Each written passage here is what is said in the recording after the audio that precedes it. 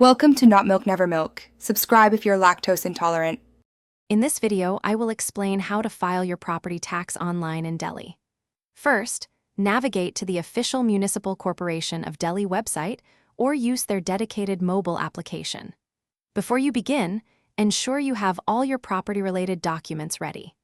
This streamlined online process makes fulfilling your tax obligations straightforward and convenient from your home. Once on the portal, you will need to log in or register as a new user.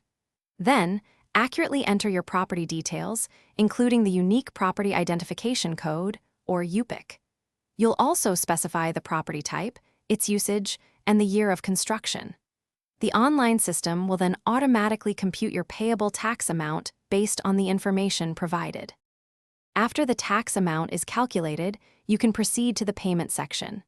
The portal offers various secure online payment options, such as net banking, debit cards, or credit cards.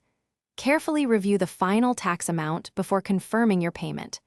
Upon successful transaction, you will receive an instant confirmation, which is crucial for your records.